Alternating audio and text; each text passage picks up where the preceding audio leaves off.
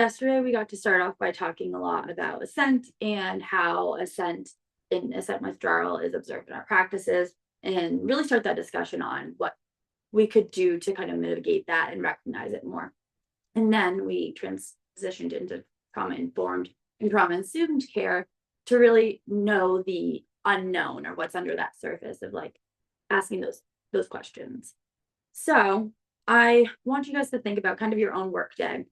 And we're going to transition into talking about person-centered planning. And by doing so, I want you guys to think about something in your work day where maybe you've created systems that made your day easier, quicker, like templates. Anyone have some examples of that? I have a log that I keep on my clipboard of like RBT name, client initials, time of the session, and then there's a space for like the supervision ratings, and then a checkbox that I did the session note.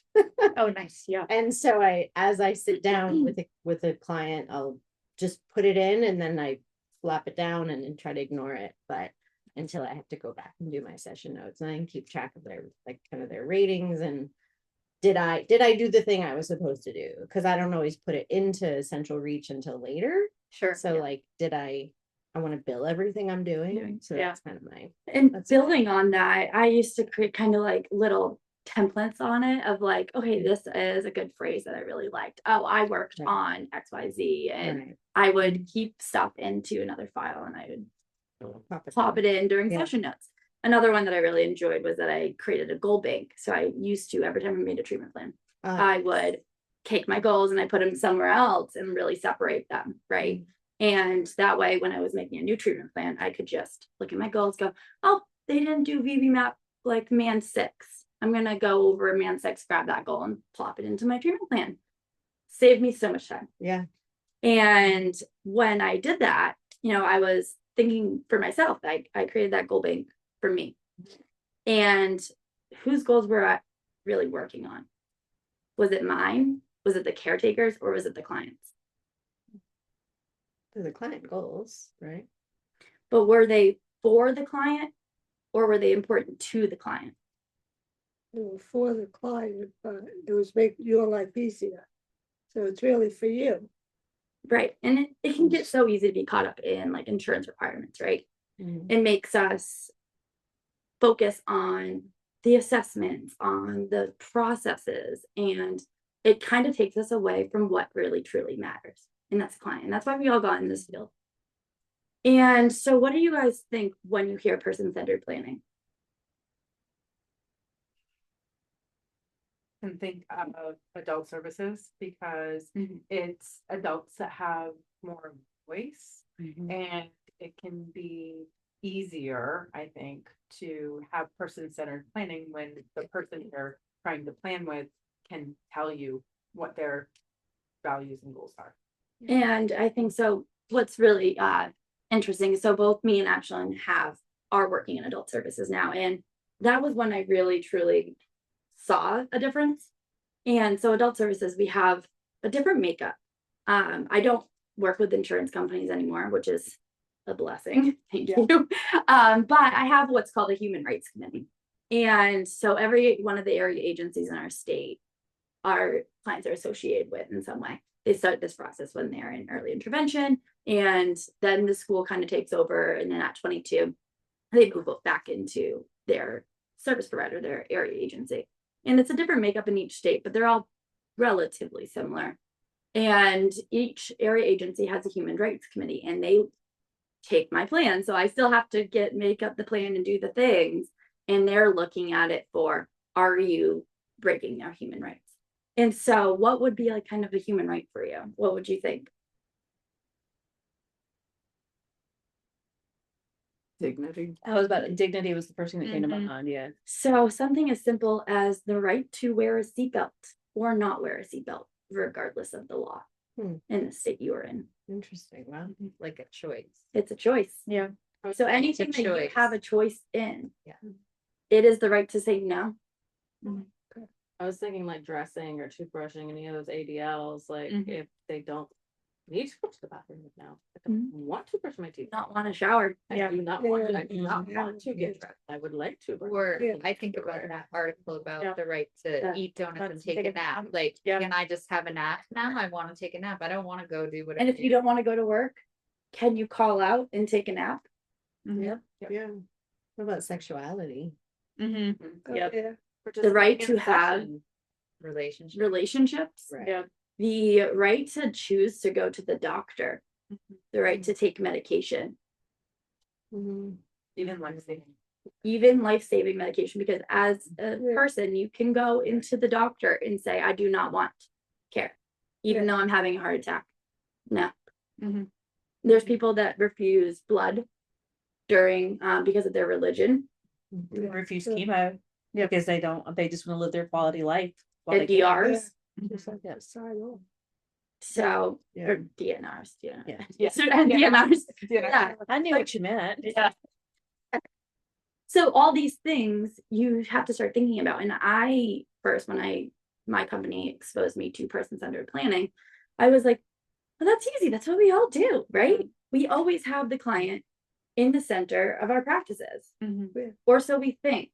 Until I started getting these questions from the Human Rights Committee about why do you have a goal of them going out into the community? Yeah, do they want to? Do they want to? Yeah. Do they want to do it? And so that's a pretty significant like mind shift sometimes when we're looking at our goals. And so what are some common goals in your treatment plans right now that you like to work on? Functional communication. Functional communication. That's a big one. So being able to say like no or more or all done. I want, can I like You actually want. expressive communication with it? This is what I want. What about Anything for compliance training. compliance training? Yeah. Wait Compliance appropriately. training doesn't fit into person-centered planning. and I know, that's where my mind's going. When you have like most of my kiddos, I mean, I have a few teenagers, but most of my kiddos are the little ones. And at that point, it's the parents choosing the goals. Yeah. And how do you keep it person-centered, Yeah. but also try to teach them the skills that they need to be functioning citizens? I mean, at that age, do they have the right to not want to do the things that you want them to do? Absolutely. So how do you teach them the skills that they need, but also keep it person-centered? Yeah. It's a challenge. Yeah. And I don't think we all have the right answers. It's a very early process in our field to adjust our way of thinking of like, okay, For the children. for the children. Yeah, it's been established. established I with think, adults, for but- adults for a while, yeah. And so that's where like most of my research was in the adult world. There's really limited when it comes to kids. Yeah. Because not only do you have that kind of, how many of us are parents, right? Yeah. Do your kids want to take a bath? No. Did they want to? Did your stinky boys after hockey practice want to take a bath No. or shower? I guess they are adult, more adult. Do they want to use a loofah or a washcloth when they shower? Do they want to do it right? Brushing teeth. Brushing teeth, but we sit there and go, no, go You brush gotta your do teeth. it. You're gonna brush your teeth. We don't want cavities. Eat healthy food. Yeah, Getting exactly. And brushing teeth is a big one because I have 3 kids that their parents bring toothbrushes and stuff and make them brush their teeth at clinic because Yeah. such a struggle to do it at home. Well, Yeah. I mean, we don't know how it feels for them brushing their teeth. Yeah. Yeah. Like my daughter won't use an electric toothbrush because she doesn't like the vibration in her mouth, and But she she can tell you that. absolutely. So that's what I'm thinking now. Like, Like, is it? our clients that we can't, Yeah. that can't communicate with us? I have 2, there are 3 boys in the clinic who are brothers, and 2 of them have had to have 14 plus teeth pulled Yep. because of poor dental hygiene, and now Right. they're suffering like physically. Yep. And they were suffering because of the pain they were having because of their poor dental health Yeah. or hygiene. And so it's like it's a medical necessity in a way to brush their teeth and keep them healthy. But if they don't want to, or like, and 2 of them or one of the 3 is having a really hard time with functional communication, does Yeah. not communicate clearly much at all. And so how do you so he can't say, how it hurts, or I don't like it, or Yeah. the toothpaste is too spicy or whatever, like. But he literally had, I think that boy got 16 teeth pulled, like it. Yeah. And it's Wow. so So deep traumatic for a in that child. way, right? Yeah, because like Right. I had the same situation with a client and they had to go, especially Yeah. go to under Yeah. anesthesia, like they Yeah. had to do a whole experience. It was It's really crazy. traumatic in that way, but So How do you like, determine which ones work? trust Yeah. to- Yeah. Right. point. Which is a great, It's great, like it's a great example. And but now I challenge you to think about, what about those that are not receiving services? There are little boys out there everywhere that are getting those teeth pulled. Yeah. There are adults that are, because they didn't brush their teeth. Right. Neurotypical developmentally Mm-hmm. adults just deciding So not to brush their teeth. When I taught Head Start, one of the things that we did was toothbrushing for all of the kids. Yeah. Because it's just part of the standard of care for Head Yeah. Start, it's part of what we had to do. And, so we would line up all of the kids. Yeah. And it's funny, we never ever thought about whether or not this was something the kids agreed to. Yeah, It was just part of our program. Yeah. Right. Yeah. Like in, oh, sorry. No, I go. was gonna say in the public schools in Gainesville, at least, I don't know if they just everywhere. They do like scoliosis tests and Yep. like all these things Yep. with the kiddos. And I'm grateful because my daughter came home with this note and she had this crazy curve and needed a back brace and all this stuff, but I wouldn't have maybe known unless they did that. I think we had to sign a consent form, but I don't really even remember. Yeah. You should Like at the beginning, yeah. But it's like she didn't consent to it. I did. Yeah. She's like 7 years old. So, and she said, "Why am I bending over in the nurse's office? Like, like lifting my shirt and looking at my spine. Like it felt weird, but I was grateful for it. And I signed. I'm like, sure, go for it. Make her touch her toes in the middle of like in a line of people. Like it's kind of weird, but Yeah. anyway. I mean, I don't know, but I'm And glad. that shows that Yeah. draws into the scent and the scent withdrawal and how important that is for those people that don't have that voice. Right. And so as we're looking at person-centered planning and focusing on that, it's really about seeing the whole person and looking at our treatment plans and how our goals focus on what's important to them and not just what's important for them. And so you guys all have your manila folders, and inside them is a profile of some sort. So we're going to break into 3 groups, and there's 3 activities, and this is a choose your own adventure theme. So you will be role playing as either a BCBA, a client, or a caregiver. And each step within the process is yours. It's how you're going to make it, just like in real life. So take a minute, open those up, and kind of see what you get. There's a number on the little flap that says 1, 2, or 3. 1s are going to stay in here. 2s are going to go out in the little game room, and then 3s can go downstairs. Our first kind of section is you guys can read your the big paper. So that's the profiles, who you are. So don't break off yet. We're gonna stay in here, take a couple of minutes, to read through your materials and your profile, and then in 2 or 3 minutes, we'll send you guys off to break off. But for right I now, wanted that. Yes. And the BCBAs, you guys have a Mad Libs. You can write in it. You can just kind of do it with your brain. It's really a focus on self-reflection, on kind of your illicit biases, what are your strengths and weaknesses. That has to be You could fill it in. accurate though. You can't make Yes, stuff no, up. it's accurate. It is you. You are BCBA is playing yourself. Okay. So take a minute and look at those. You could do just this. And it is a role play activity, but do it to the comfort level you guys want. If you want to act it out and go crazy, please do. so in this first breakout, you're only going to do activity 1. So you should have your profile, and then there was 2 sets in there. There was an activity 1 set of cards and an activities 2 set of cards. We're only about to break off and do activity 1, and then we're going to come back in and debrief activity 1. Okay. But first we're reading this. Yes, first you're reading your profiles.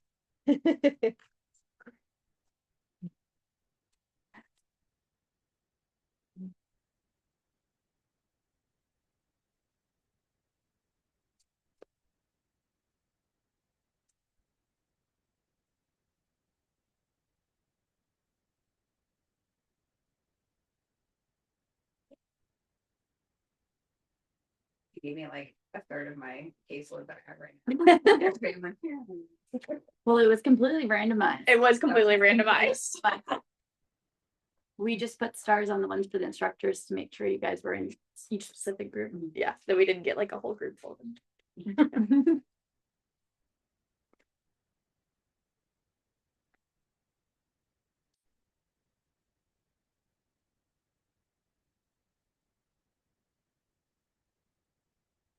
We don't know the scenarios yet.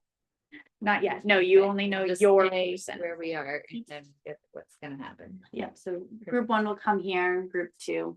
So, Do you want to give them just the brief overview of what activity 1 is?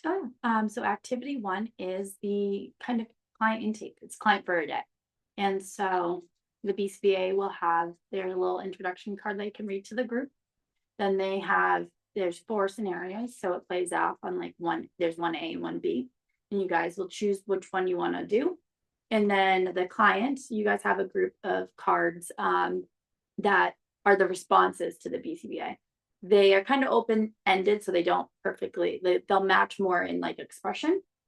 And then the parent in that group has challenge cards, which is maybe client behavior, parent response that might be tricky.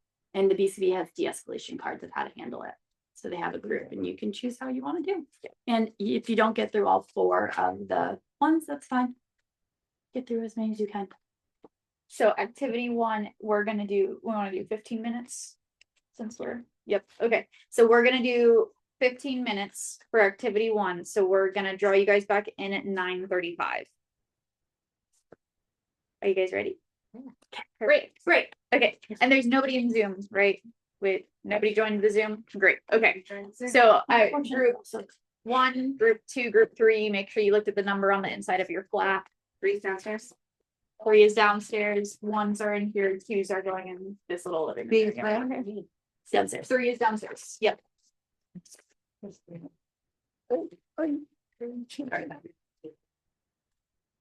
Are you in 1? I'm 1.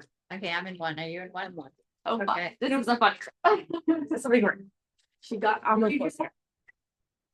No, I had no idea. We don't have any experience. That was gone. I literally told like I really want Amy to be character. Yeah. And I forgot to like you. I have no idea. I forgot to organize it and she got it. So since we don't have anybody on, we still have to report it. You record our group. It's okay. We're fine with that. Trying to move in. I don't think it's gonna be able to see us. We should. Move to this side, so, Maybe it's the 2 of you. okay. Yeah, my back, the back of my head can stay there, yeah. Put that there. Okay, it's down since I don't hear it.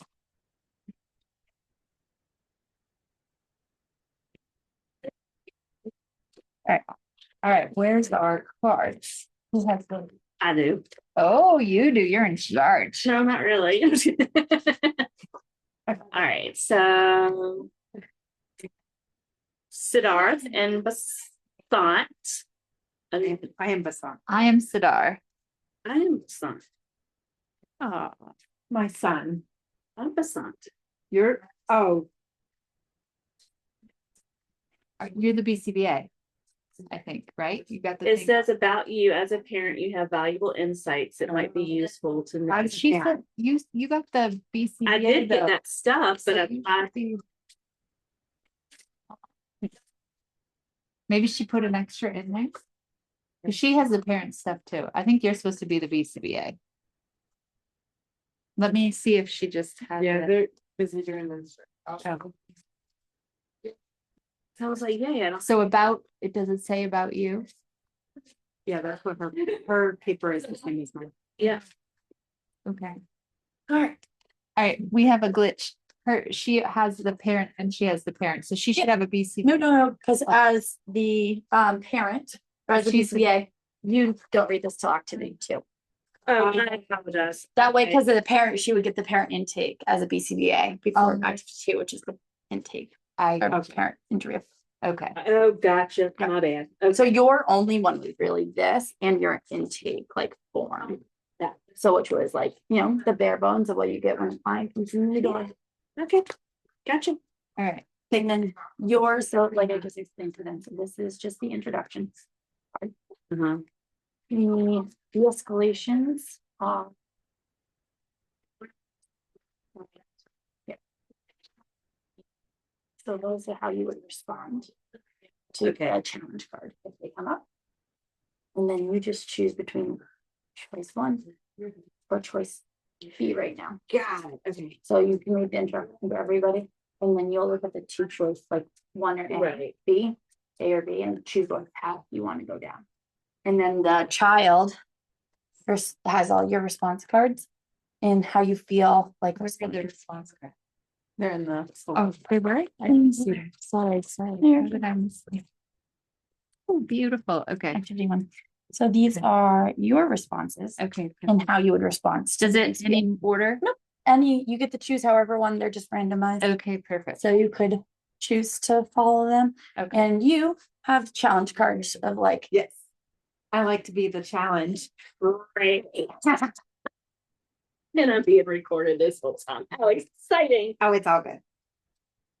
Okay, so here we go. Siddharth and Basant. Anya and Ananya walk into the clinic. Siddharth begins running back and forth in the lobby, humming. Basant verbally prompts him, but the BCBA is unsure what word he used, assuming he said to stop or come here. Okay. Okay. You and Siddharth can follow me into the assessment room. Okay, great.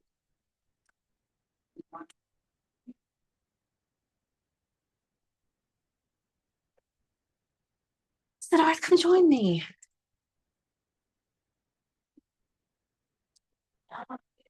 We're putting a puzzle together. Try. Oops.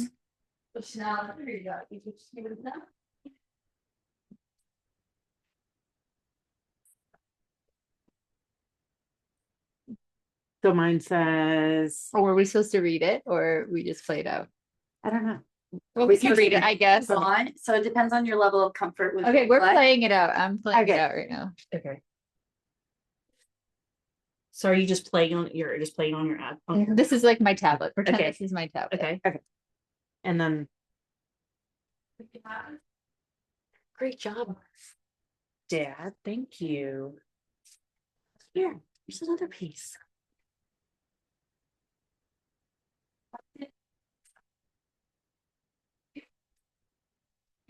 Watch me. I'll do it. Your turn.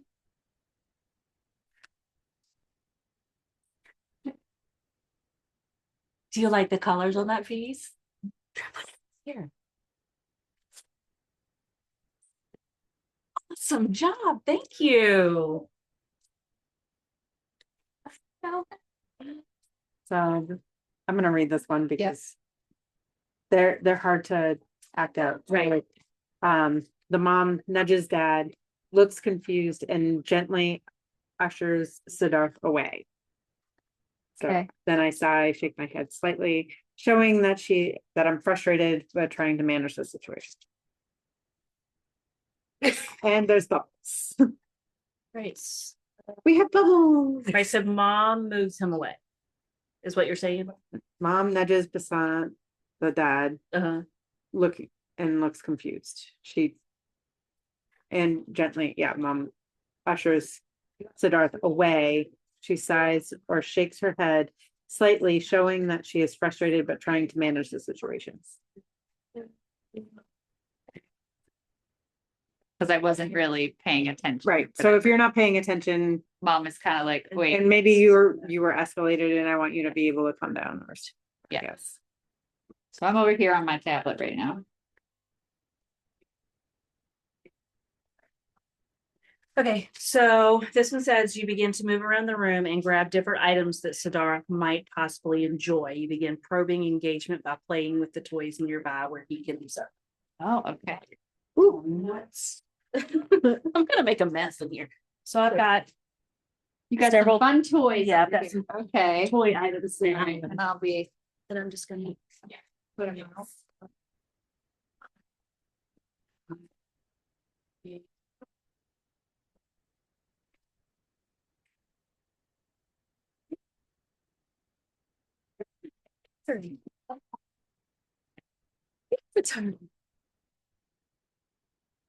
So then, Awesome, I'm so glad you like, oh, look at you. Yes. How about another turn? That is great. so this one says, Ananya interrupts in short Nepali phrases, pointing to Siddharth or the materials. She looks for clarification or is trying to express urgency, but her English is limited. So I'm interfering with what you're doing. Okay. Trying to get him to do what I think he should be doing versus what you're trying to do. Okay. Did this. Well, you do that. Guess what I'm gonna do? Okay, so none of my de-escalation cards match. I love Because this. it says you sit next to Siddharth and wait until he picks his head up and you're ready to direct the demand, which he's engaging with me. Right. I think, But not in the way that you wanted me. right. And so I think it's also okay to just say what you would. Okay, so in this Yeah. situation, I mean, he's engaging. Yes, Yeah. he's stimming, but he's engaging. So I'm trying to determine, so I'm getting some of his likes, I'm getting some of his abilities. I'm okay if he's jumping up and down while But mom isn't. And I think that's kind of the point, is that for this activity, like, it seems like the mom and dad are the ones that are struggling more than Siddharth. Okay, so And then they don't dads speak- speak English. Not very well, it sounds like. So that seems. to Yeah, be the there's a whole challenge. So how do challenge. you explain to a parent? In the Right. middle of an assessment. Right. Okay, I So- have opened my Google Translator. I like it, yeah. And I have said, I'm happy to see he's enjoying what he's doing. I'm okay to see him jumping around during this time period. We can work on calmly engaging later. Great. I like that, yeah. Okay. Yes. Okay. So my Google Translator just I pulled love it. this. I Well love done, this. yes. I love this. Yeah. Okay, so then I was very happy running around, jumping up and down. Okay.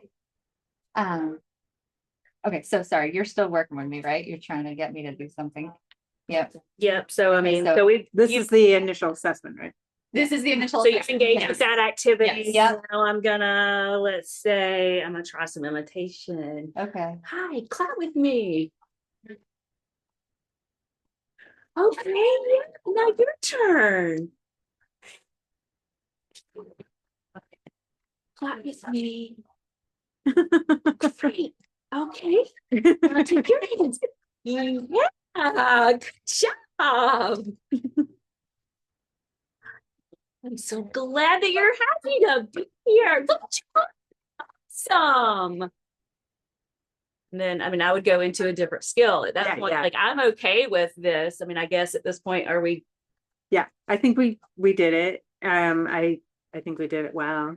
And I think the key is, if we're looking at this in terms of person-centered planning, how do you work with a parent whose expectations don't align With the kids or yours. with yours or the child? So I'm assuming that their expectations, I mean, they speak Nepali, and generally speaking, they're more rigid, more structured.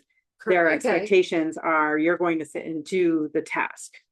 So, versus we're like, great, go play. right. You So know? possibly at this point, I've used my Google Translator to let them know that I'm okay with this. Do I then say, do you have someone who can translate for you that maybe could come in and we could have a discussion about expectations? Yeah, or even hire a translator. A lot of insurance companies will pay for Yeah, translators. but I mean, I would offer to them first, do Yeah. you have someone, Right. someone that they would be comfortable with, that they wouldn't feel is Yeah, challenging them with whatever I'm going to say? right. and then go from there. And that's just something that I don't have to worry about in my little Yeah. rural South Carolina town.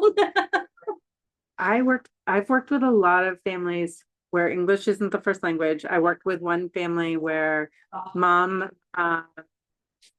was Vietnamese and dad was Chinese. Dad spoke some English, but mom spoke very, very little English. And so we hired a translator. These are, I got for two, all of the parents.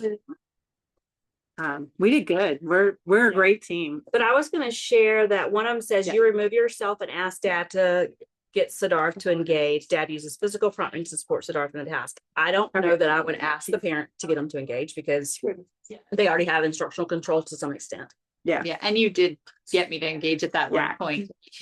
And you know, and if the parent does that, I typically, whenever I do my intake, like my office has a huge window that looks out into the clinic. Yeah. And so I will do my parent interview and intake in there, and then I give them something to fill out while I go kind of in the clinic, work with Yeah. the child and work with the child. And I'm like, you know, you can see us right through that window. If you have any questions or don't like something you see, feel free to come out and join us, which I haven't had anybody ever come out. So One of the things that I used to do, because we had a setup similar at Ready Set Connect, and Michaela and we had 6 BCBA candidates at one point. And so during an initial assessment, what I would do is I'd do something similar to that.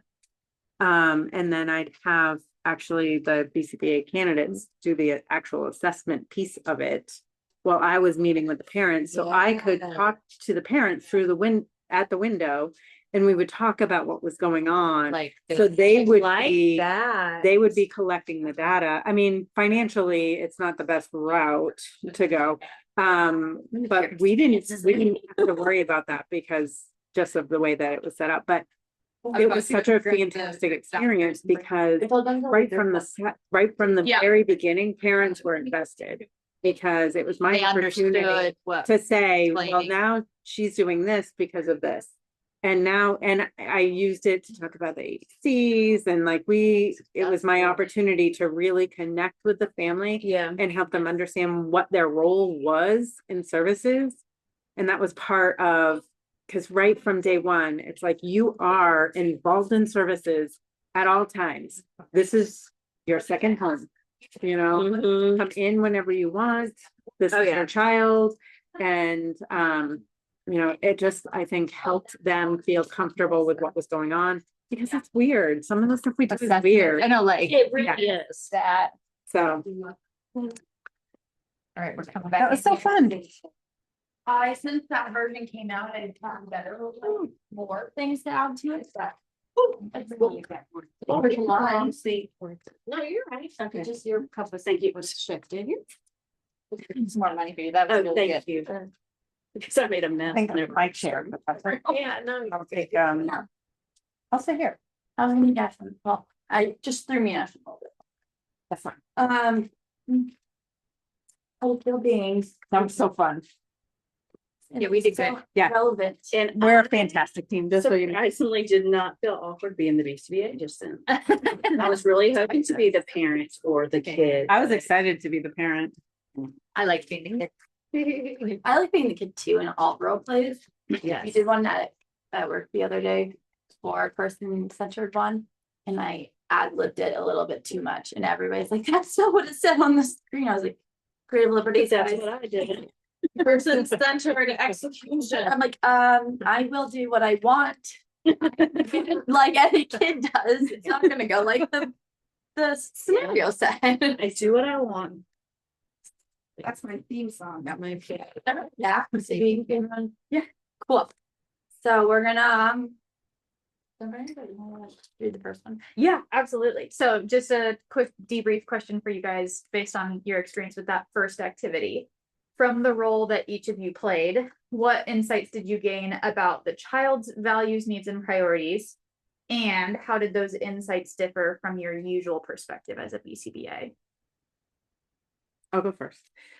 So one of the things that I think we discovered is that the cultural differences and the language differences would be a challenge for sure, because it seemed like the parent had different expectations than the BCBA, and the parent kept trying to interfere Yeah. with what was happening in the assessment. And I mean, Jamie did great because she pulled up Google Translate right away. I saw that. That was so awesome. Yeah. Yeah. Such a great So choice. you guys are the only family character scenario that has the linguistic and cultural barriers. All the others don't have that same barrier, but have different barriers. So that's awesome perspective. What about the other groups? It was kind of a strange thing, but like they pulled out bubbles, and so from the kids' perspective, like at what she was blowing, and like they were popping all over my legs, and it was cold and it was wet. And so it felt kind of funny because I don't think about that when I'm blowing bubbles at children, like that maybe like it's right. And I'm like popping them, but then they're like Your sensory nightmare. yes. Yeah. Like it's chilly out there, and I was like, oh my, like literally, I was like, okay, quit it. And I was being him, but I was also being me, and I was like, oh, no, yeah. But like that little moment of like, okay, this is actually not fun anymore. Sure, right? yeah. Like, Even being able to use it on the other side, like having just the awareness of there's a sensory component more than visual to bubbles. Can I use this? Yeah. But you know, in what ways can I use this? Yeah. Mackenzie, for your trauma.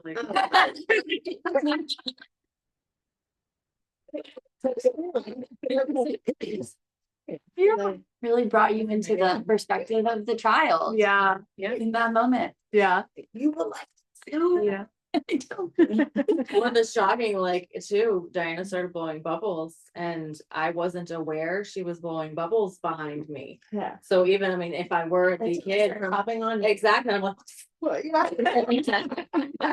You know, so like if you're not fully, if your client's not fully present with you, what impact could that have too? Like startle response or right. that aversion, the sensory aversion could be one that we may not anticipate. Yeah. Totally. Do you? Oh yeah, I was gonna say, so I was the parent in my group, and it's so hard to, I'm just having challenge cards, so like remembering like how challenging it is for a parent to probably, I'm not a parent either, so like it's an interesting thing for me to, you know, Yeah. be in this place of like feeling so anxious because I had to embody my role, right? That my kid was struggling and she didn't want to be there, and like it was lovely, it was trying all the things, you know. Yes. Like, the challenge cards are just like upset, and Yeah. like that balance of like please help, but also like this is too hard and I want to Mhm. fix her, and knowing also the history that Yeah. I know of my parent and the family system and all that stuff was interesting to kind of process that as I was watching, you know, us do the cards. Yeah. Totally. Thanks for behind time. Yep. One more. Okay. Okay. Awesome. You want this one? No. Okay. Cool. All right. And then one more question. How did the choices made during the scenario by any of your roles shape the direction and the tone of the assessments? And then were there any moments that stood out to each of you as pivotal for better or for worse? I think it was great how you like just, you know, continued to just try to work with me. You know, I was the kid, and so she was the BCBA, and just kind of following my lead and then trying to find like that, even with all the cards, like that worked. You know, it just felt right. It felt good. Even when I was trying to go back and forth and all over the place, and you were like, hey, you're And happy. the parent was Like, interfering. yeah.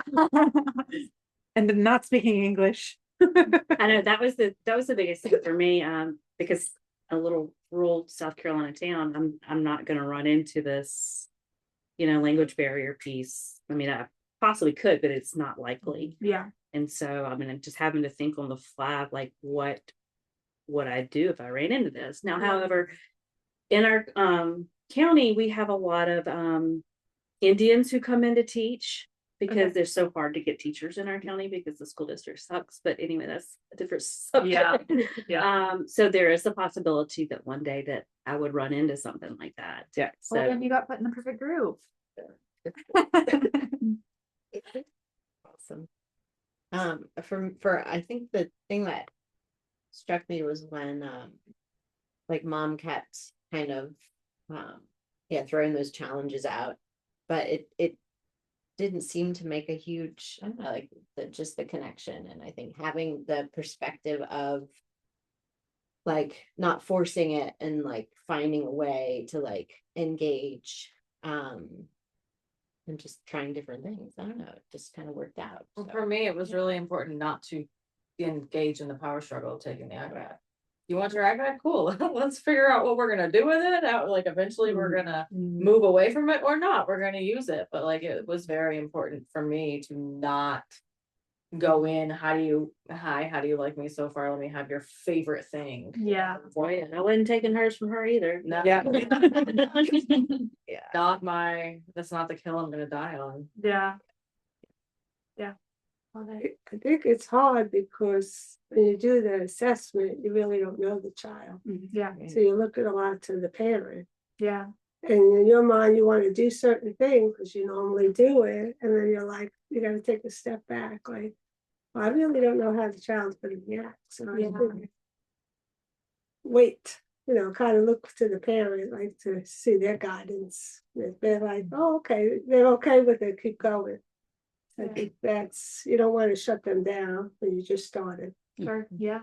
This game is so perfect too because it really is choose your own adventure. Yeah. In an assessment situation. You Yeah. have How multiple choices often? you could make, and you never know where they're going to lead. Exactly. And how often are we halfway through the assessment and still don't feel like we know the child at all? That's what I was gonna say. Like, I don't take much stock in my assessments. Yeah. I just get on the floor, I build that rapport, I see if they're going to be compliant at all, and then I make my goals based on that, because if I have to change my goals a weekend, so be it. I change my goals a weekend. Yeah. I'm gonna create my treatment plan based on what they did or didn't do for me during that assessment, because you're really not gonna learn what the child can and cannot do until several weeks in.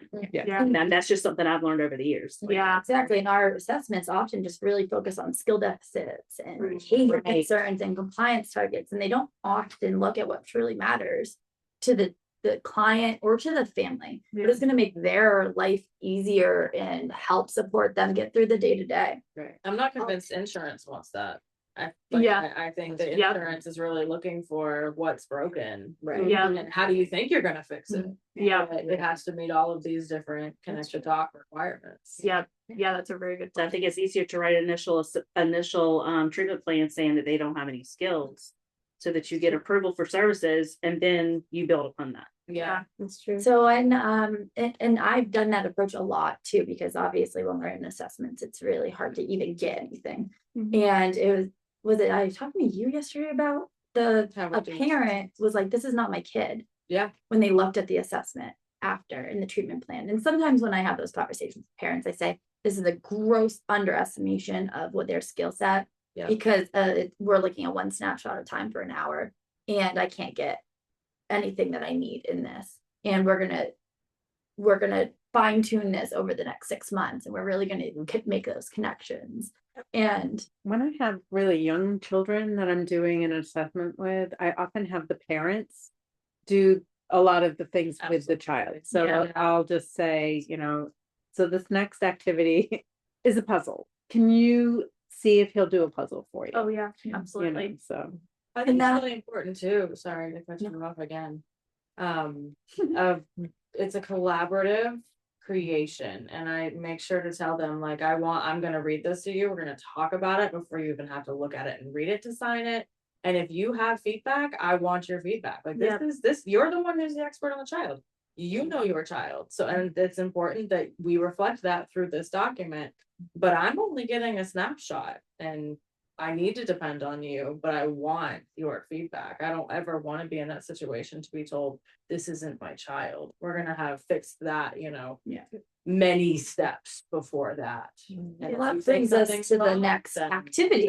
So the next activity we're driving into is that parent interview or parent assessment portion, where you guys will connect the parents to find out more about the child. Because right now with young children, how do you try to find out what's important to them, what's important to the family values in their core, when their communication is so low? They may be nonverbal, or they may just be 3. And 3-year-olds, I have one, don't talk that great and don't communicate anything outside of, I want ice cream. Right. I like ice cream. I want ice cream. I want donuts. I don't like donuts. But I do like ice cream. Yeah, yeah. And that's all. I tried to FaceTime my daughter yesterday and she's eating an ice cream cone and that's all she's doing is ice cream cone. Look at me. I'm like, good talk. Thanks. Yeah, that was fun. Real connection here. I loved it. And that is my child. So we're gonna break out into our groups again and we're gonna do activity 2. And so the BCBAs, you'll see the parent questionnaire if you didn't already take a peek at it, which was the same as in the parent folder. And that's usually when you might get that stuff, that information. So we're gonna meet back here. So in activity 2, the kids have the challenge cards this time. So it's guided by the BCBA and the parent responding to the BCBA, and then the clients, the kids, you guys have challenge cards that you can play. Yep. So we're doing 15. 15, what's that map? You have So that would be, we'd be coming back just a little after 10. We'll start finishing up and wrapping up at 10 and transitioning back. that's All right. great.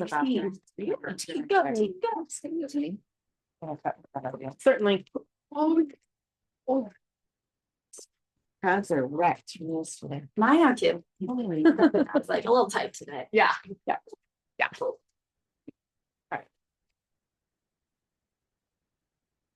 It's kicking in and getting one. I know, I took off my sweater too. It's going on. I'm scrapping a lot of my script, but it's okay. Sorry. It's fun. Okie dokie. I think we're gonna probably be doing that too a little bit, so It's okay. better to have more than It's less. that's what we decided last night. It was like, okay, this is great. I'm just gonna ad lib with where we We go. go. Yeah. And I no, wanted this to connect is wonderful to, conversation. yeah. Okay. BCBA is sitting at the table with Basant, reading the parent questionnaire they provided. Siddharth is sitting quietly at the table with his And this is puzzle. potato, okay, table.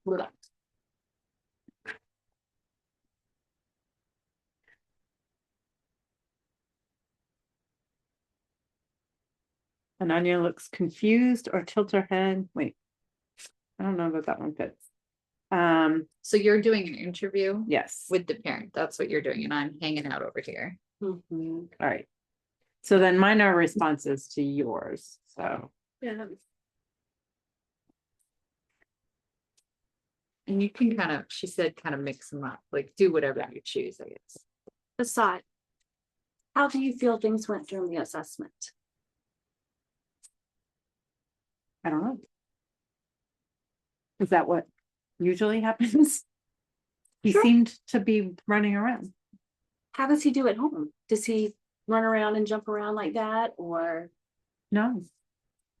We make him sit. what does he do whenever he gets to play or when he finds something that he's excited He about? doesn't play. He watches TV. Plays on his tablet. How do you feel? Do you like that? So look at how excited he's getting about some things he's finding here in the clinic. Yeah. How do you guys feel about him learning more play skills? Trying to find what fits. So fun.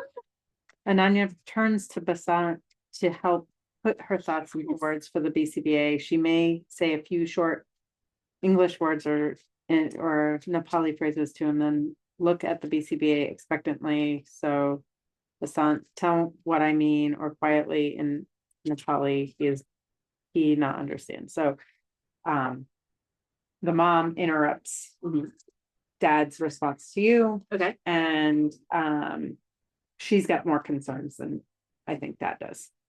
Okay. So mom's concerned that he's like all over the place, and dad's, I guess, telling his, so mom's, I think, also feeling a little left out because she doesn't understand, and she's trying to talk to him, to talk to you about him. Okay. Yeah. Gonna pull out Google Translate again. Gonna say he's 6 years old, he's excited about his new environment and playing with some new things. Can we use that as motivation to get him to engage in some of the activities you'd like to see him engage in? Okay. Blah, blah, blah. Yeah, yeah. So I'm looking back. So my scenario was you decide to take an open approach. You put down the questionnaire and start off by checking in with Passant, asking him how he feels, how he's feeling, how he felt the assessment. Yeah. Yeah. Yeah. And so, I mean, I'm real big on and building that rapport with parents Yeah. and giving them the opportunity to lay it on the table exactly what they want Yeah. to accomplish through ABA services. I want him to sit on the couch. I want him to sit, stop running. Sit. Okay. So does he have the opportunity to go outside and play? Do you go on? I know one of the things that one of your favorite activities is to go to the park. What do you do when he goes to the park? Show me the creek. Wait, let's wait just a minute, okay? Hey, first I'm gonna talk with Dad and then Mom. Okay? I can go check it out. What's going on? You know, it's so exciting. How do you feel about us going to taking a walk and checking out the creek? I'm worried he's going to run away. What if We don't go outside. one of your favorite activities is to go to the park? What if I hold one hand and you hold one hand? Oh, You know, I'm okay with having to take off running after him if he goes. Playing now. Can I have my tablet? Sorry. Yes, ma'am. He's playing now. So if he asks again, could we take him out and just see what he does? Okay. I know it's very uncomfortable for you. It's water and this is a new place, but He might run away. if both of us are there, maybe we can prevent that from happening. Okay. And I mean, there In the no, park, there's a fence. There's no fence. yeah, but he would have to climb up a hill to go to the road. So I don't think that would be, You haven't seen the climb. oh, he likes to climb. So that's why you guys go to the park so much. Yes. He climbs up the slide. So how do you feel about maybe going to the park and seeing if we can get him to engage in some of the activities that you'd like to have him do? Oh, he'd like. Well, that would be great. You like the park? We could go to the park. We could try working on some of the things that you guys want to work on while he also has the opportunity to play. When you guys go to the park, do you run around and I Like just chase him. I chase him. because you're trying to get him to come back to He you? Or pushes the other kids. does he want to engage with the other kids? Does he want to play with them? I don't know. He just pushes them. Does he just run up to him and push him, or does he push him on the swing? Does he push him off the slide? Yes, all of it. It sounds like maybe we could. Is he sad? You tell He me. doesn't like us talking about him. He's such a good kid, though. We'll go out and play soon, okay? Would you like one of my other friends to take you into the other room and maybe you could try some new toys? Miss Michaela, can I get you to take Siddhartha to the other room and maybe try to see if he'd like to play with some toys? Do you want to come with me? You could take your It's iPad okay. with you too. It's okay. This one says, and now you use the short, simple words and gestures to express worry, frustration, or hopes. Siddharth, tone of voice, facial expressions, body language carry meaning more than words. I worry he okay, while hands move towards Siddharth. So she's worried that he's not okay. Like, he's not normal. I want him to be normal. I want him to speak. That is something we'll work on. We'll try to get him to make some sounds, but Can he speak next week? This is a family I had. as much as I would love that, it's probably not going to happen. What I might could have happen, depending on how receptive he is to learning it, is maybe have him use some pictures to communicate with So you. a month? He'll speak in a month? That's not my area. It's like, So- no, I've had this. No, I've Oh had my this. goodness, and your responses are spot on. You know, that's not my Yeah. area of expertise. Unfortunately, I'm not the expert of knowing, and unfortunately, even a speech therapist can't know if a child will speak. Will he But be able to get a job? that would be our hope. Will he live on his own? We would love to think that he would. Maybe he could have some support and live in maybe not live at your house anymore, but live somewhere where he can be as independent as possible, but have support. That would be nice. So we have to start baby steps. We have to start on the small things first, and then we can build up to meet those goals. Oh, you're back. Welcome Oh, back. did you have fun? Now we're not going to talk about you anymore because it makes you so upset. I was just getting bored. You guys are boring. Well, see, I had the 12-year-old that I was talking to you about the other night. Well, he's 13 now. He turned 13 last week, and literally sits in a W all day long, just rocking back and forth. But the kid takes in every word, and I told the therapist, do not talk about him in front of him because he hears it and he knows what you're saying. Because you'll be saying something and he'll start giggling. I mean, like, he knows what a ball is, but he refuses to receptively ID a ball. Yeah. And whenever you run the program and he just sits there, he'll look up and then he'll just start giggling. He's a little turkey. At 13 years old, and that's what I'm saying. I'm really struggling right now with what to do with him. What is something that's important to him? Yeah. That's a great question. Right. But I don't know because he doesn't engage with a tablet. He doesn't watch TV. There's just nothing. He likes to move and he likes, Proprioceptive. and he likes music. So, but I mean, and sometimes he really wants you to tickle him and squeeze his hand, and sometimes he's like, "Don't freaking touch me." Yeah. I'm like, Yeah. actually, mostly just don't touch me. But yeah, Is that too? sometimes I. So I would love to be able to. Would really like him to have some leisure skills, but Yeah. you know, He enjoys doing, right? That's what makes Well, life he's found fun. his leisure skills. Yeah. The sitting in the W and rocking. That's what he likes to do. The have some question is, leisure skills, like, and I mean, who decides what's functional? you're right. So that's what that goes back to that person. Yeah. That person Yeah. centered, but And then then the question becomes like, what other, so it's not just leisure skills. I mean, he's 12 years old. And so he's going to need some ability to care for himself. and so we do clinic-based services. So without my life skills area, what can I do? So you don't have like a scope or a. No, I'm in a very, very small building at this point. We have some property near where we are now that my husband has finally asked me if I'd like to build there. I'm really excited about that. So I'm hoping to be able to build a place that I can design, and it's gonna have washer, dryer, stove, oven. I'm gonna have a fully functioning bathroom. So if we're gonna teach bathing skills, bring your bathing suit. Let's, go in and learn how to wash our hair. But right now I'm limited. Yeah.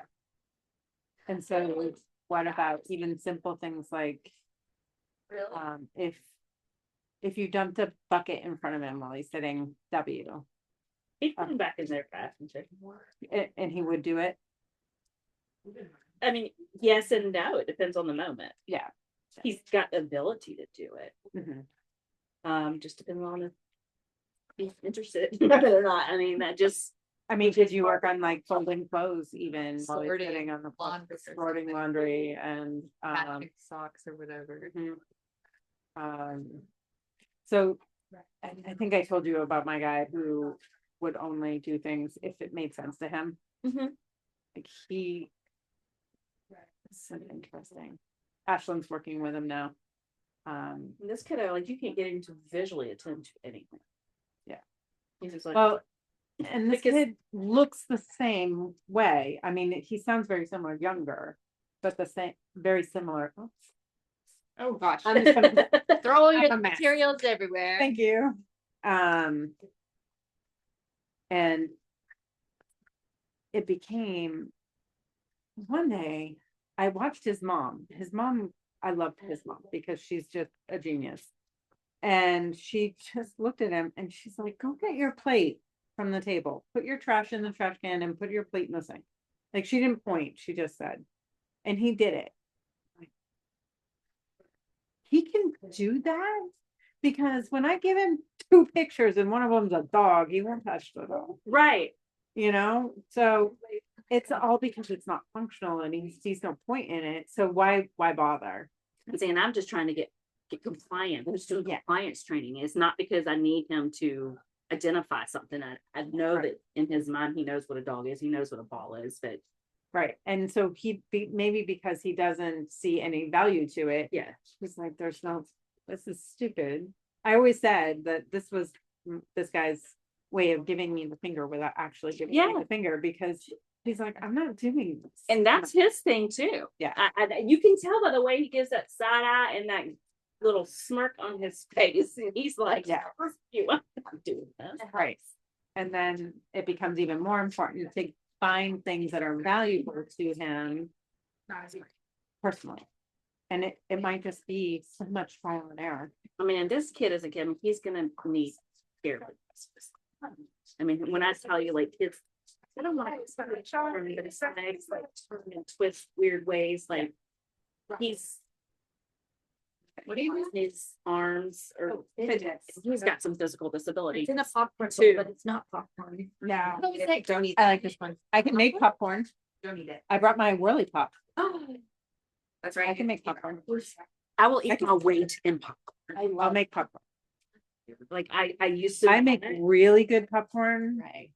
Like Yeah. I am It's- the it's- master of my Popcorn is My popcorn is better than the movie. theater. Soccer microwavable popcorn. So I do not make that. Just I really, that was using this my dad's like, it was my, it's good. exactly. I'm gonna do these two. Works for me. But if we still have time, we'll do this one. Awesome. I'm gonna practice fast. Yeah, I know. Awesome. So. We could have talked to these. Yeah. When Yeah, you just all lots of bigger. Let's just check it out. You can play with it. Oh, we made sure there was lots of good Yes. Different things I can do. Yes. It kept me entertained for a long time. That's right. I noticed, I was eyeing it, Time and waiting for you to transition. put it down. Yeah. Let's see. All right, another just a couple of quick debrief questions after that second activity. Question 1, when goals or expectations conflict between different members of your group, what approaches helped you keep the conversation collaborative and productive? For me, I was able to identify something that the child really liked whenever, he was looking out the window and saw the outdoors, and Dad said, we don't go outside. And I said, well, your information said that y'all go to the park, and that's one of the best places. He goes to the park as a fence. So it's like, great, let's head there now. Like, let's go to the park.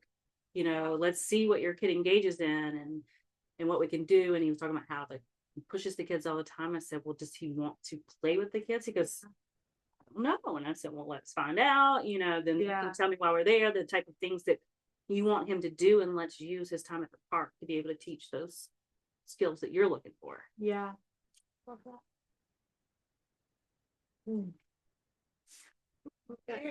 We got distracted by, how did we get distracted?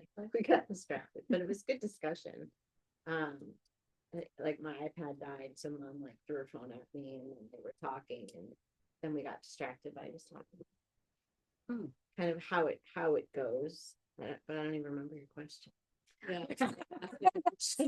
Speaking of expectations as a BCBA, different than the parent expectations. So Yeah. your thoughts and your goals that you want to work on as the BCBA. But the parent comes in and says, no, I want them to talk Yeah. now Or to sit. today. Or I want them to sit. sit. Yeah. Sit and talk is what my parent wanted. And I was like, we talked about, he was like, will he be able to have a job? And I'm like, well, that would be our goal, but let's start right here, right now. Yeah. And I tried to start with prerequisites, like this is how working on this would lead to Yeah. this. Yeah. Also maybe having Yeah. like little goals at first, and then maybe building on them as you know the child. Yeah. So if you have all these goals, it's overwhelming.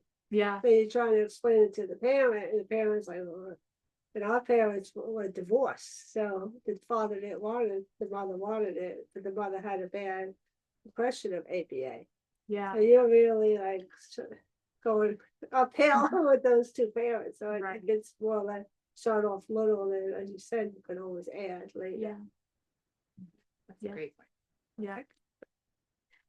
In this second activity, whose voice carried the most influence in each of your groups, and how might cultural lenses, either yours or theirs, have shaped the outcome? I felt like the parents' lack of voice carried the most power, because mom was not being honest or authentic. Yeah. And I mean, could I have known that not knowing you? Who knows? But Yeah. that was really impactful. Yeah. Like, what am I doing? What do I need to do differently to Yeah. help her feel more comfortable? Reading the body language that was really closed off and stuff. Yeah. I think a scenario I had that was kind of based on you guys' profiles.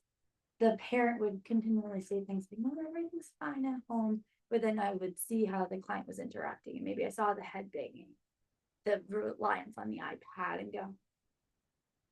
And lights would spark in my head, like, oh, is it really all fine? Like, you kind of seem like you're struggling, like very closed off. And how do you handle that? How do you break that barrier with the parent to encourage the Truthful. We talked a lot about that in different ways, like thinking about how our experiences could potentially be similar, or stories. We're all we're parents. How do we use that to the advantage of like, you're not on an island on your own? Yeah. I know the study. Yeah. And I still do these things. Yeah. Yeah, and even like from a BCBA standpoint, I've been put in situations where parents just, weren't truthful during the initial assessment, and they were like, no, it's not aggressive. My kid would never bite you. My kid would never hit you. My kid is perfectly fine. We're just here because she doesn't talk and we just need her to talk. And I'm like, okay, great. And so then I'm sending in potentially a tech who's super inexperienced, who's, isn't maybe as strong as some other staffing choices that I might have had for this case. And then it's a safety hazard because, we've come in, and that literally happened to me. And the kid was, pretty significantly aggressive. And we were coming in blind because we were just going based off of what the parents shared during the initial assessment. And I had no reason to, doubt her that she wasn't being truthful. And so that was such a reflective experience of like, man, where did I go wrong? Like, what could I have done differently? How could I have maybe made her feel more comfortable to be more open and transparent? It's hard. It's hard. There's so many initial assessments are just so hard for everybody. I felt the kid's voice in our situation, even though he didn't have, like, he's nonverbal. Yeah. His voice was the most important because he showed me what he was interested in. If we're looking at person-centered, we then had to, I tried to explain to the parents, look, these are the things he's showing me that he's excited about. How can we use that to accomplish your goals? Yeah. So even though he couldn't talk, his voice was most important. I think too, parents just feel so judged all the time. Yes. No matter where you go, no matter what you do as a parent, you just feel like everybody is judging you every moment of the day. So to come into something where there's that power imbalance, you feel like, okay, here's this person and they're they're assessing me, they're assessing my family. Like, that can be scary. And building that rapport, I think, is the biggest thing. And then this cultural difference too, you look at their culture, and their families are probably judging them because their kid is not sitting quietly and doing as they're told. So that's what they're trying to accomplish, is getting their kid to stand to the cultural norms. Oh yeah. And I was just recently had a case where we've been working with this kid for months and months, and the family was coming. The family's somewhere over in Eastern Asia. I don't remember exactly where, but they're coming to visit soon. And the mom begged us. She was like, please don't tell them that you're his ABA therapist. Please don't tell them, like, they don't know that he's an ABA. We don't want them to know that he's an ABA. Like, please. And the mom still wanted to have sessions while we were there, but she wanted us to lie about our role because the parents are coming to stay for weeks. And it was such a hard, like, ethical, it was such a hard place to be put in as a team and be like, no, we can't misrepresent ourselves. We can't do that. Also HIPAA. Yeah, there was so many layers of that, but the parents clearly just felt so much shame about their kid's autism diagnosis and the fact that their kid needed these services, which most of us don't feel, in America is a very shameful thing, but for them, it clearly, it keeps them up at night. It clearly is really impacting the way that they feel about their parenting and about their family dynamics, which was just so sad to see. Yes. Sorry. Yes. I think too, like adding in, there's the judgment piece, but there's also, I work with a lot of families where they aren't believed Yeah. because their child presents differently in different environments. Yeah. And so there is the judgment piece of like, they're fine at school. What are you talking about at home? But also, Yeah. like, you know, sometimes when for their or for like ABAs, or so I have like two families that are PDA kids, they're atypical autism. Yeah. They're very, very smart. They're very verbal, Yeah. but they don't present typically like autism, and their behaviors are a challenge for these families. And like they get to me through somehow, I don't know, it's magic, but I mean, like, they're so afraid because they don't want one more door shut in their face. So I think that that's like, And PDA is still not Really. as well known or recognized here. Yeah. Like we talk about it, and I get more comfortable talking about it from knowing you and knowing like you talk to us about it. Yeah. And but a lot of different providers don't even know about it or know what it is. They just And I have Fine. more kids with that than without. Yeah, no, Right. autism, I Yeah. know you were sharing. right. And most likely they are Autistic. They Yes, just didn't they get an don't need autism this, diagnosis. you know, I'm getting my soapbox, but so like just kind of thinking into the judgment piece. Yes. So there's kind of, I've had multiple doors shut in my face for some of my clients. People like don't believe me, and like, are you not going to believe me? And so then what information sometimes is withheld because there is that fear. Yeah. And it's really hard to sometimes just connect with the families. Like we talked a lot about the social, what is that from yesterday? Social vacation. Like what is it, Nikki? Give me that word. And how we try to strive to make connections, and that sometimes they have a list, biases behind it. And I knew I struggled personally with parent training. For a very long time, I would dread it at the center when Amy would make me do it. I'm like, no, and then they pull out, and I'm like, yes, they didn't come. This is great. So now it's one of my favorite. And that is largely, I like to say, largely due to Amy and her teaching me different coping strategies. And one of the newer ones that I'm still kind of getting to know is using the ACT matrix. And Amy has a wonderful course on using it with parents and then shared decision makings. And you can use it in a lot of different ways. Has anyone heard of the ACT matrix? Yes. Awesome. Cool. So it is that acceptance and commitment therapy, and it's this matrix that it's a really cool little grid. Let's see. The CU, I love that Yeah. CU. It's one of my favorites. I was gonna actually sit and quote a bunch from it and see if Amy knew and put her on the spot. I would never. But I'm You kidding. really decided not to? I decided not to. Oh. No. Stop for time, guys. Walking out.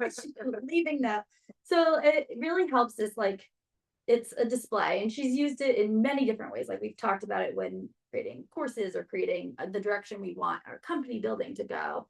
And it's about looking at what are our values and our direction, and what brings us towards them and what could bring us away from it. And so using kind of our tools in our toolbox when we're connecting with families, that active listening and putting on our cultural lenses, those are also vastly important in the whole intake process and creating the goals. And they all have its place. So we're going to get ready to break out into our last activity. And this one is a fun one. It is you guys all have a worksheet in your, It's the whose goal is it anyway? So go ahead and pull that out of your packets. We have some pens. Oh, perfect. Okay. We have pens and markers. So we can go ahead and pass this around if you'll just grab one and then pass the rest around. Take whatever you want. But for this activity, the first 5 to 10 minutes, really, we're flexible, however long you guys think you need. We want you, based on your role, to go down and develop goals just under your role. So if you were the client, from your perspective, we want to see what are some goals that you think would be really appropriate in this situation based on how your first 2 activities went. If you're the BCBA, you're only developing roles in the BCBA column. it's only one column. They're all blank. Like it's only the. Oh, that's right. We changed it. Yep. We changed it. So sorry. So sorry. Okay. So you are developing goals based off of your perspective in the role that you were in. So whether you were the BCBA, the parent, the client, what are goals that you think you would see and want to hear is appropriate? And then we want you to rank them based on your priority. So you're filling out the first two columns and leaving the third column blank right now. Because once you've developed your goals, then you're going to break out one more time into your groups. And that third column is where you'll take notes based off of what your teammates and group members said there. So like as the client. As a client, you have to create a goal in communication, and then from your perspective. What do I want to learn? So with all of our history, what we did. Yep. yes, Already, so I'm gonna write it from the perspective of the parent, we're doing it now. Yeah. Then we're gonna go break out. And you don't have to write like the whole goal out in smart format. Yeah. Sure. if you want to, go ahead. We'll be You very want to. impressed. Oh, I'm totally not. Yeah. Yeah. I do enough of, actually, I don't do that anymore. I haven't done that for a year. That is wild. It is very wild. Yeah. I can't believe it's been a year. Yes. Yeah.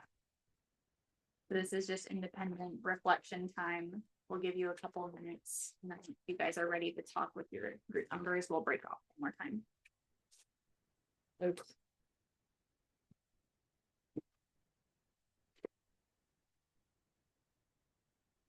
Are we supposed to be ranking right now or no? Or we do that after the collaboration? You're supposed to be ranking now. Yes. So the only one that you're leaving blank is that third column, the shared and aligned goal ideas. Because when you come together with your group, we want you to compare where your rankings were and what your goals were. Oh, so don't write the description of it, just You read. can write as much as you like. Yeah, you can write as much as you would Much want. or little. Just leave that third column that's shared and aligned blank. Blank. Yes.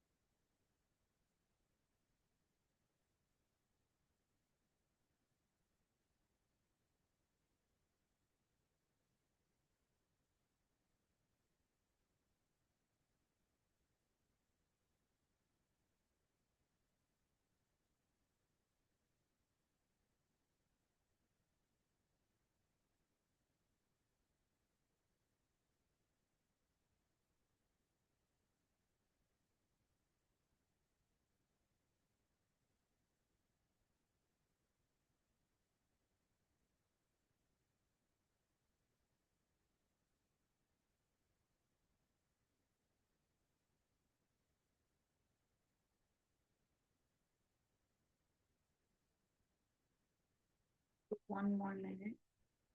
We'll go ahead and break off. If you did not finish, it's totally okay. If you can jot down just a couple of whatever your main priorities are, then I think we'll be in a good place.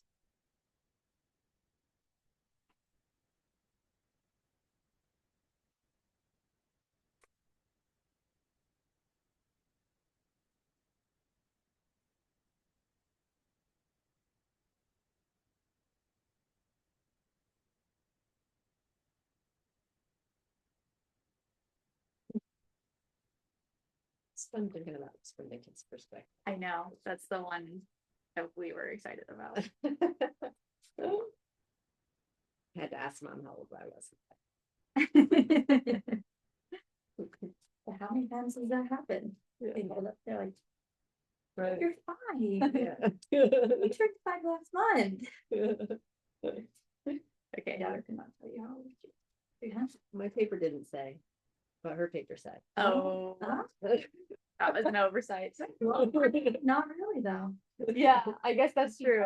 I guess that's true. What do you care about it? Yeah, that's That much. 4-year-old child. Yeah. The children's ones were really fun because they were a story from their brain instead of being told about them. Yeah. it was just like, what did you notice throughout the day? How did your day work? Well, that's what's so interesting about writing this as a child's perspective. It's like, oh, Yes. I'm in the child's brain right now. What do I? Yeah. I go Yeah. very interesting. So I want you guys to go break out into back to your groups in your areas. And you guys are gonna start looking and comparing your goals between the 3 roles. See where you guys aligned on priority and the goals that you suggested in that topic. And then where did you guys differ? And then we'll come back and debrief about it. And the hope is that for at least a couple of the sections, you're able to jot down in that 3rd column, you're all able to come to a consensus on what a good shared goal could be that satisfies all 3 parties, and you're writing that goal in that column. Nice. So let's do 10 minutes. Yep. Okay, so 10 minutes. We'll come back at 10:32. Sorry.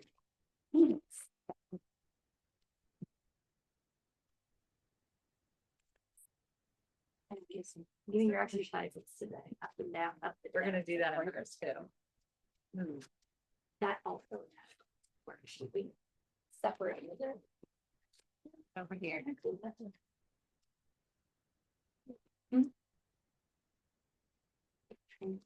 I'm actually gonna do the same, not the same presentation, I have to adjust it for adults. This reminds me of that, like, whose line is it anyway? Is that who's it? Yeah. Yes. Yeah. That's what it was based off I of. love it.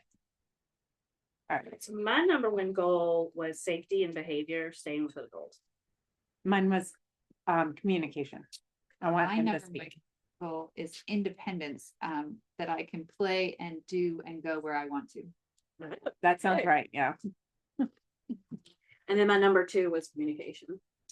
My number 2 was communication, be able to tell people what I want and to be able to actually play with peers. My number 2 fell under play and leisure. I just want him to sit quietly. And yet my number 3 was, I want to be able to play with fun toys and play with So kids. I know the family that Michaela built this whole scenario around. And yeah, the family, this is what the family wanted, Did for not, him to speak and to just sit quietly, because I'm everywhere, and it was just very disruptive. And the cultural values valued children being quiet, you Children know. should be seen, not heard. Essentially, yeah. So the fact that, and they didn't really have toys and things because kids didn't really, I mean, they played in their culture, but because he wasn't interested in the typical social kinds of play that But how do they know that he wasn't if they didn't have toys? because so Ashland has a family right now that I started with a long time ago. And when I started with him, he was 6 and he didn't have any toys in the house. Nothing. No, I asked why. And the reason why was because he didn't play with toys. So they stopped spending money on them. Okay, fair enough. I mean, and that was my 13-year-old that we keep talking Yeah. about, like, the mom said Why the would same you thing. keep buying? She just quit because he did not, Right. you know, she's had him since, she's his adoptive mother, and she's had him since he was 3 years old. So he's never engaged in toys, so it's just, they just don't put the money into it anymore. Exactly. So My number 3 was daily living for feeding and dressing. my number 3 was community access to be safe at the park.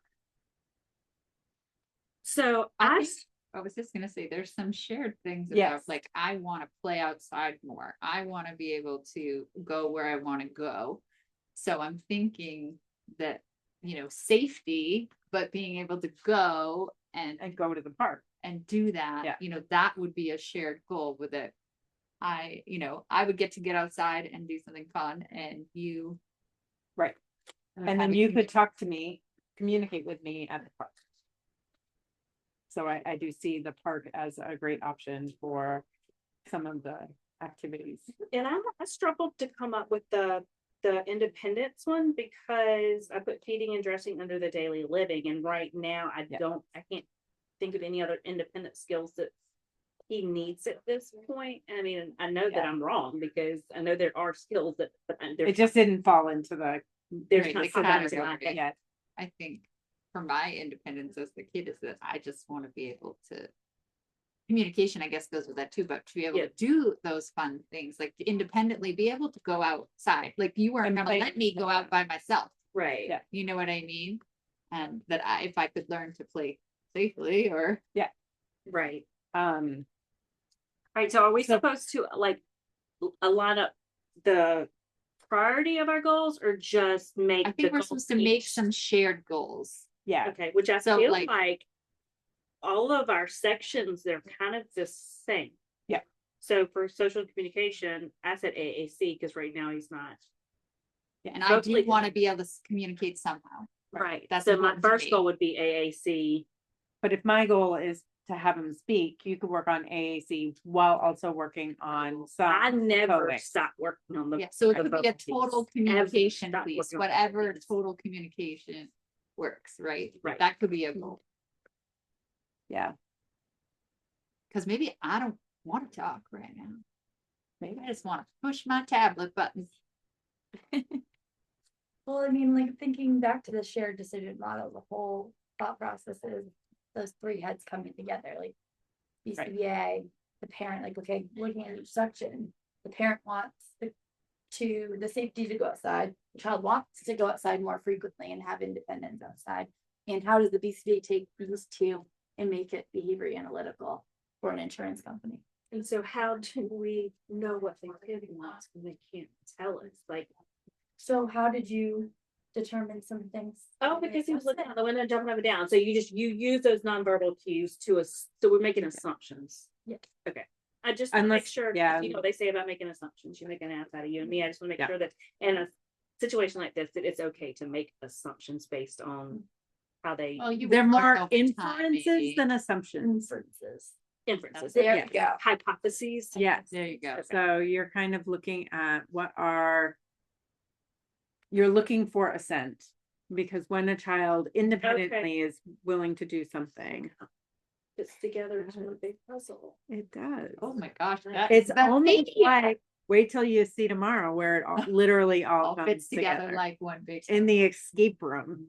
Hey, oh mercy. She's got a theme going. Yes, She's yes. feeling She's on the to us, guys. She's on to us. Well, then welcome me to the cold on day one. So Yeah, we did well. All right, so a daily living skill then, if we were all coming together. what did you say about daily living? I just said that I want to be able to play more. And I wanted you to dress yourself, Yeah, but it that's- wasn't top priority. Like, No, I mine think wasn't five. this was 6 on my list. It was the last priority. Feeding and dressing is what I took from the interview and the information I got from you before you came. So The I- independence goals was actually for me number 6 because of the cultural differences. okay, so- see, and I didn't know those yet. And I don't mind that my parents feed me. Doesn't bother me one bit. Go ahead. I would love for somebody to feed me and dress me every day. That's what I'm saying. I really don't care. I'm like, hey, Because if you that's were cool. motivated to do it, you probably would through incidental teaching. So, maybe you use outside as that reinforcement. Hey, guess what? We want to go outside, but first we have to get our socks and shoes on. All right, I'll do your socks. Guess what? You do the shoe and you start backwards chaining, right? Like that kind of a thing. And then we get through dressing. I do think a lot of the goals would surround going to the park. So I guess we do dressing or whatever. Okay, And it could even be like a playground that's attached to the center. You know, if Right. it's in center based. so safety or behavior. I said staying with an adult because you Yeah. mentioned him running away. Which is also what I had. Yeah. Okay. And I say go where I want. That's your That sounds safety. right. Safety is to go where you want. Yeah. Okay. So we teach you to stay with an adult and then we slowly allow you more freedom and independence to I think go that's- to the other side of the playground without us being with you.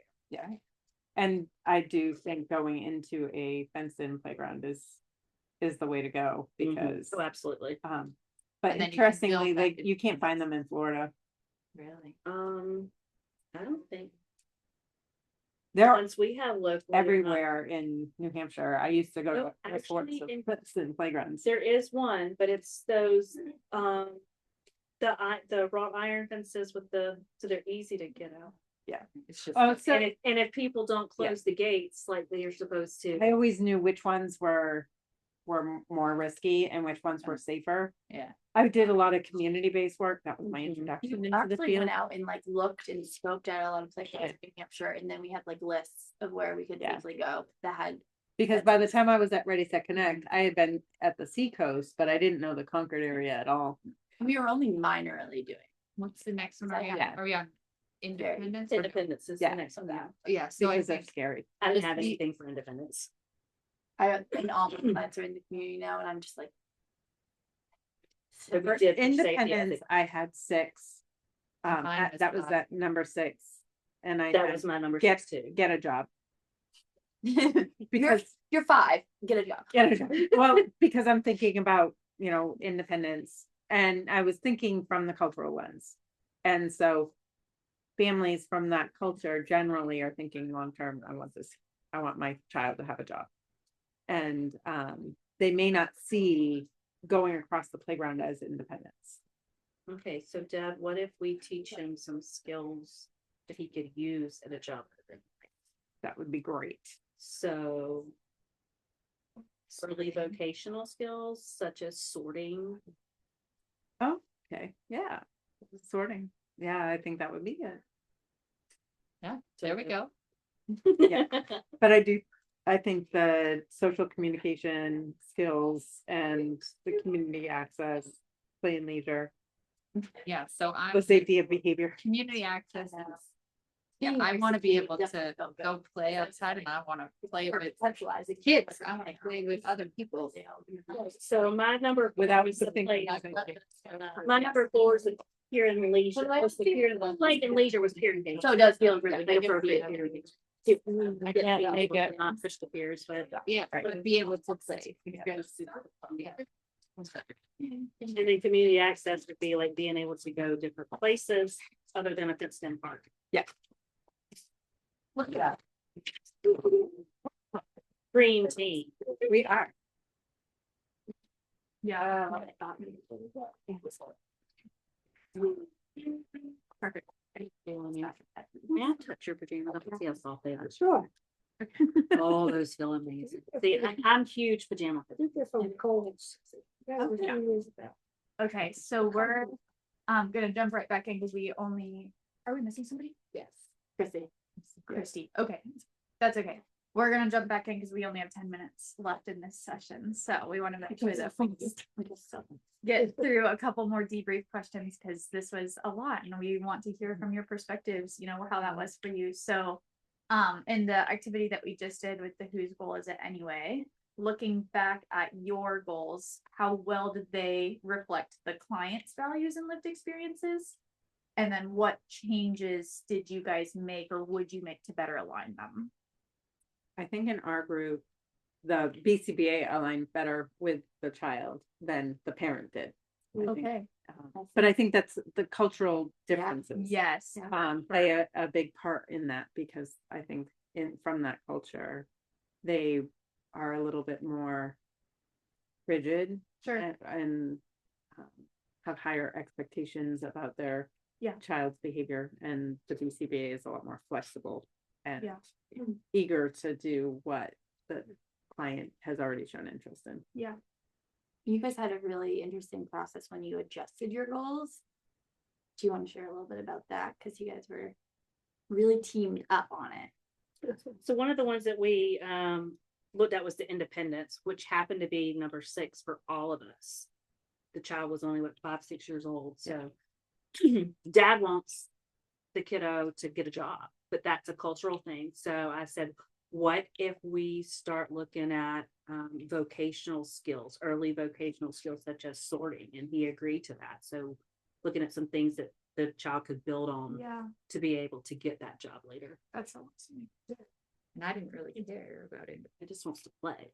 He wants to go to the park. That's it. That's all He he wants to be outside by himself with his friends. And have you That's- guys take that and run with it. Well, we're gonna, for his safety, like the park is where we're gonna start. The fenced in park is where we're gonna start everything because that's where he loves to be. Yep. And it's safe we're gonna work on safety of him staying with an adult, and then Yep. eventually he'll be able to go to the other Give side him of a the little more playground. rope slowly. Yeah. Yeah. Yeah. I love And that. teach him appropriate peer interaction skills so that he can play with his peers and not just push them around. Yeah.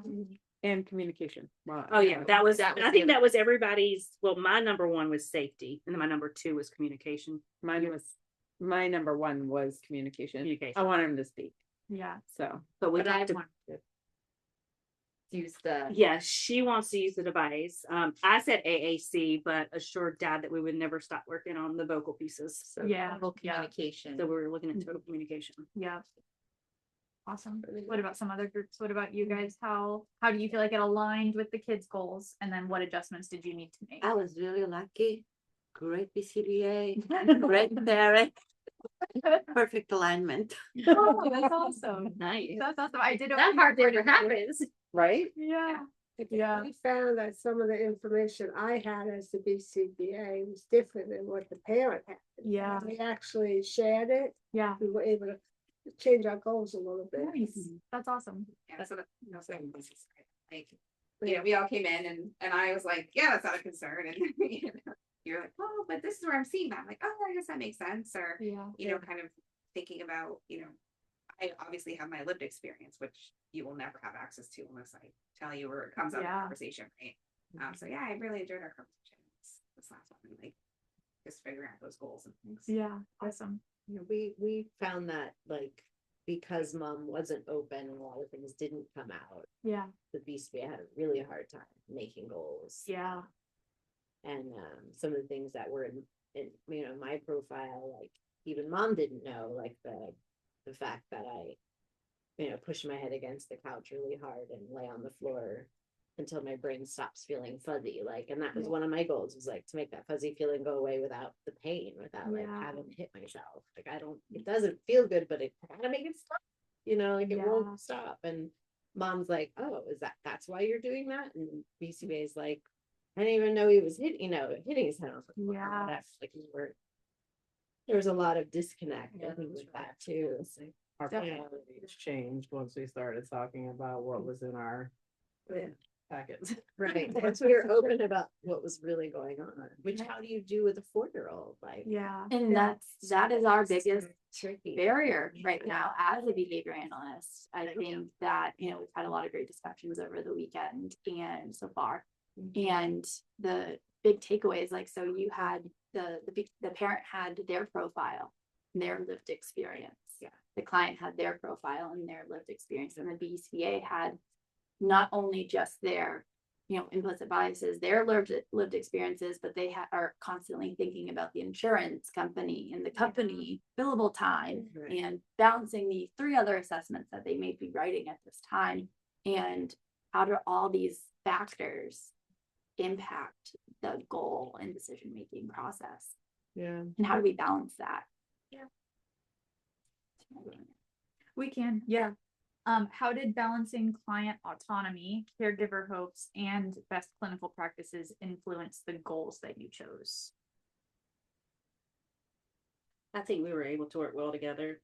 You know, there could have been some more pushback from parents based on what their goals were, but dad seemed to understand that to get to what he wants, a communicating, independent adult child, these are the steps that we need to take to get there. Yeah. And as long as parents can understand that you have to start somewhere, I Yes. think it's easy to draw them in. Yeah. Yeah. It's and when they I think you did a good job of kind of doing a yes and rather than yes but. You know what I Right. mean? Right. Like, I understand that you want him to speak. That's great. Yes. And let's also teach him to use an AAC so that he has a way to communicate now, rather than approaching it as, you know, I want him to speak. Yes, but he's not speaking now. We need to give him a different way to communicate. I mean, I think it's a fine distinction, but I think it's important. Yes, we can work on that, and Yeah. we can do this. I had a phenomenal supervisor whenever I first started. I did not have a good fieldwork supervisor, but I had a phenomenal supervisor that I started with the company I started working with right before I took my exam.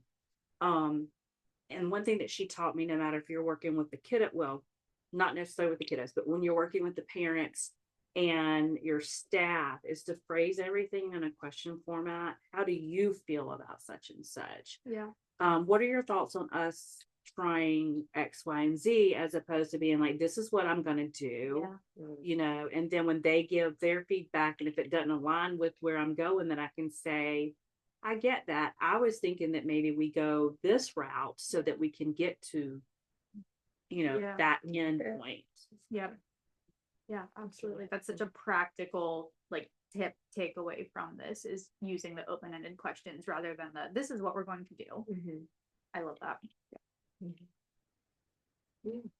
And so I talked a little bit at the beginning about one of my favorite things I've ever made for myself was the VB map goal being like, it's my prized possession, and I'm not, this whole activity wasn't to say we shouldn't have things like that. And I still use mine. But what it is to look at how can we shift some of these goals that are required for the insurance companies, those medically necessary goals, and include the child's perspective. And how can we get into the mind of the child? How do we break those barriers and really think from their shoes and be in their shoes for the day and see their body language throughout the assessment process to see, and it builds and it changes and shifts throughout the process. And the parents, they'll have their own sets of goals and values as well. And at the end of the day, we are trying to help and support them and keeping them in the process throughout the whole thing, and looking at our goals during the treatment process and go, this is where I would want to start. How can I bring you in and take your perspectives and your values to it and really elevate these goals to be person-centered, and how can I adjust them? And I think that in children's services we have a way to go with it, but it's gonna get there. Yeah, and I think that just your point of how you started this all off with the mindset shift from, is this goal important for the client or is this goal important to the client? Like if we can all just pause 2 seconds when we're writing these ITPs and these treatment plans, behavior plans, whatever, if we can just take 2 seconds after we write out a goal in our Word document and think, is this important for the client or is this important to the client? And what can we do to then adapt the goal to make it just a bit more important to the client? Because if you're telling a kid to go put their pants away. Right. Yeah. So, probably get a little more compliance. Yeah. It's a little more practical. Yeah. And it makes more sense. No, I'm not putting those pants away. I can They create read the so drawer. many circumstances though. I mean, that's just what that was a large part of my process. Right. Especially in the clinic, because You kind of have to. yeah, Right. I mean, in some ways, but then I look at things like that and I go, oh, from the outside, it looks really not what I want to be doing. Well, I'm even thinking about the simple task of a ring stacker put on. Well, I took the rings off the stacker, so why should I expect them to want to put them back on if they don't want to engage with the toy? So Right. So now waiting for them to take it off. Yeah. Be like the perfect, like maybe they like orange best and that's the one almost to the bottom. Like, Yeah. You know, which one you want to play with. Yeah. Play with orange. Oh, grab the orange one. And everyone comes off like, oh, all right, now let's stack them back. Or finding a way to, yeah. Yeah, you dumped it out. Why am I putting it? Right. I'm putting it away. Yeah. Yeah. That's funny. Awesome. Well, thank you guys for your So good. participation. Thank you. That was great. It was so fun watching. the You guys like fully embodied that, and it made it so fun. So thank you for your participation there. We are all done with this session, so we're ready to break. It was awesome. Do you want to stay I mean, it doesn't matter, whatever, or I can take them and. I'm just gonna keep whose goal is it anyway, because I kind of like this. So it's also there is an adapted version of that. That's a bit In more the book. expensive in the workbook, but Yeah. please keep it if you want to. But yeah, I the think one, that's a good tool to have. when I you know, started do it explaining and it, at first I was thinking of the version of the book. But yes, okay, perfect. There is some other resources in the workbook as well to help throughout the different processes of the intake and the interview. Awesome. So. thank you. So it'd be great to repurpose some. As far as the ABA bucks go, so feel free to do the coffee bar. We can make mocktails. I've got a mocktail menu. that we have to adapt a little bit for ingredients that we were able to get. There's also the table here that you can browse through. In order for us to keep giving out ABA bucks, we got to get some of them back. Uh, So go shopping.